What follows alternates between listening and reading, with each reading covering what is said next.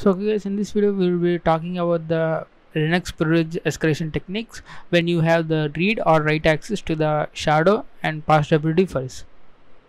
So let's first view the contents of this passwd file. So these are the contents of this passwd file. So these are the you can see go up and you can see the root user. So the syntax of this passwd file is username and the password is X. That means the password is actually encrypted, and this is the user ID, group ID, and this is the information about this root user, and then this is the home directory for the root, and this is the basic default shell for this root user. Okay, so that is the syntax. So that means whenever you add a user here, it will be go into this, a new line will be added. So I have added the user and you can see here encrypted. I don't know the password which I have put. So okay, let's go and add it again. Sudo del user arrow and hit enter.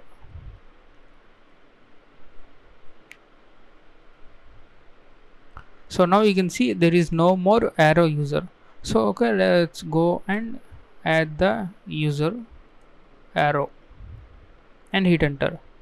So first I am going to add the password as simple one arrow and hit enter. So I will show you why I use the simple password. So let me view the contents of the passwd file. So you can see the arrow user has been added, and also 1001 is the my user ID and 1001 is group ID, and there is no information about this arrow user, and the home directory is home arrow and the bin bash is the default shell. So where is this encrypted password? Means it will be in the C shadow file. It's C shadow. So you can see here, oh, permission denied. Okay, let's assume this Kali user have the permissions. So we'll be doing the task from tryhackme. So this is the, so you can see the root users. Uh, so you can okay, here you can see the hash, this one. So copy up to 7 and now open a new tab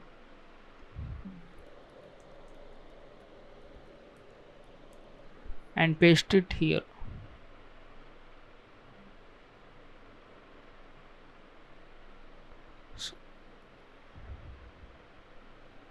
So I think okay, it's up to 5 only. Those are extra statements defining the life of our hash. So now let's run the John.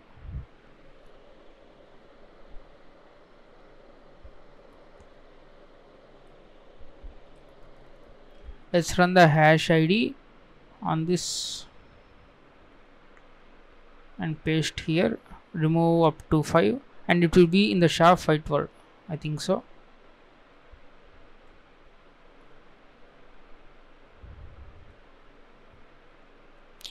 Okay, now let's try to crack it with John.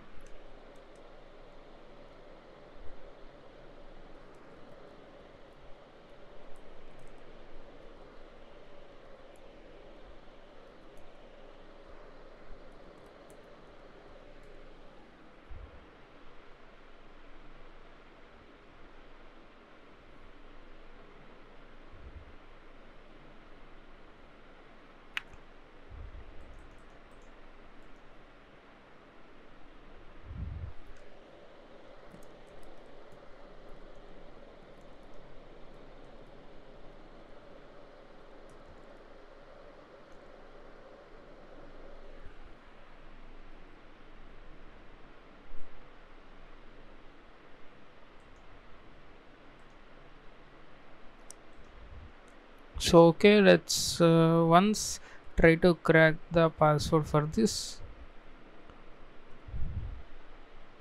So the root user, let's copy this.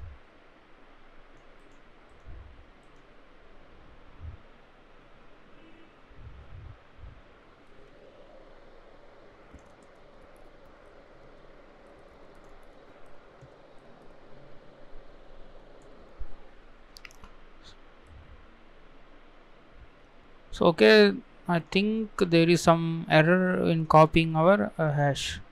So you can see this is the root hash, and you can see the password is 123. So you can say su password su. So that is the password. You can just shift to that. Okay, let's exit and say su root.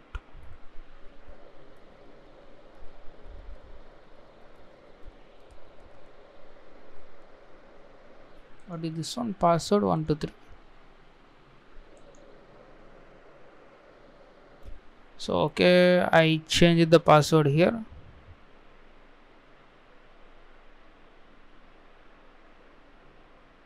So okay, you can use the John the Ripper to crack the hashes if you have the read access to the shadow file. Okay, the next one we are going to see is, and if there is a writable shadow file, so all you need to do is you can create the hash and you can replace that with your own hash. Okay, and another one is weak file permissions of writable passwd file. So let's view the contents of this passwd. So in this let's say ls minus l.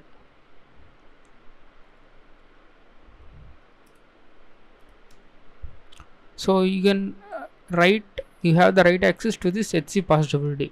Alright, so what you want to do is you can create a hash using the OpenSSL and use the passwd as a format and create a choose a password, let's say test, and hit enter. And now copy this hash, copy exactly, and I am going to use nano HC passwd. So let me delete this one.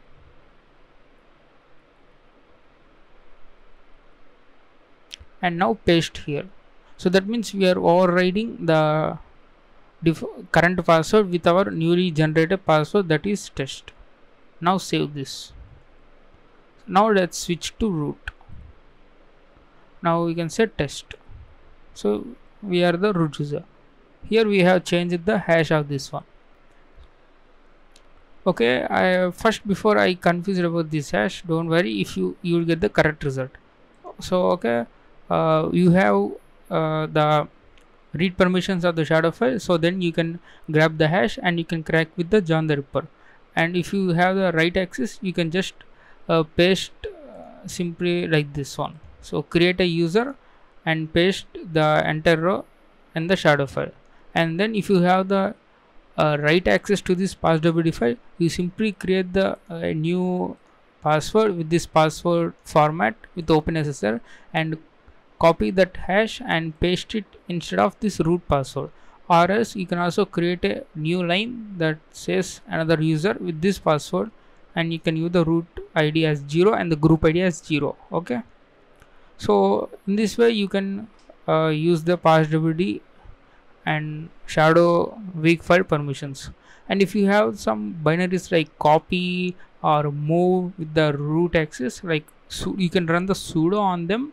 So what you need to do is you can copy the shadow file onto your Kali Linux machine. So you modify on that Kali Linux machine and then get back again to this machine and then copy it into the copy and replace the original one. So that like that you can use these sweet binaries.